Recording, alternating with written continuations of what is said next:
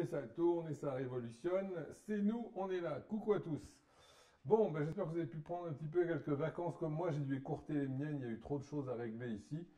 On a un sacré cours à avancer. Donc voilà. Donc c'est pour vous dire que on va reprendre la tuberculose, bien entendu. Mais auparavant, ok. Mais auparavant, nous allons avoir, hop, voilà. J'ai fait disparaître le verre d'eau par magie. Nous allons avoir un petit truc que j'aimerais vous dire sur le forum. Je suis très content, la Véronique Bon, vous avez fait toutes les deux les deux verrous. Je crois qu'on a deux verrous sur ce coup. Si Nico peut nous passer ça à l'écran. Voilà. C'était pour vous faire une petite révision sur le miasme, qui est la psychose. Vous voyez ce cas. Pour un petit bébé, gros bébé, il mange bien, il dort bien, il a du pus dans les yeux, ça coule, etc. Donc tout ça, bien sûr, vous dites, oulala, c'est probablement bien de nature psychotique.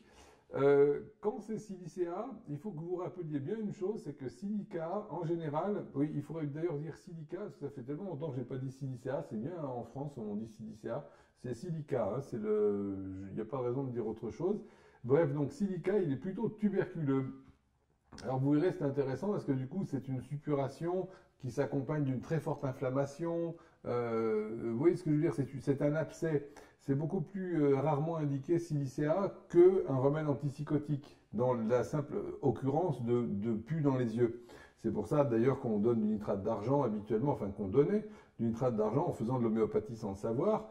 Et bref, l'idée ici, c'est que vous avez un bébé sur lequel le seul et unique symptôme, c'est ma foi, ça coule, il y a toujours du pus, il y a toujours du pus, il y a toujours du pus. Alors vous vous doutez bien que, en plus, en ayant exclu la présence d'un corps étranger, il n'y a pas 50 façons de voir que c'est bien le corps, l'organisme entier de ce bébé qui réagit ici à travers ses paupières, à travers ses yeux, qui a besoin de cette suppuration.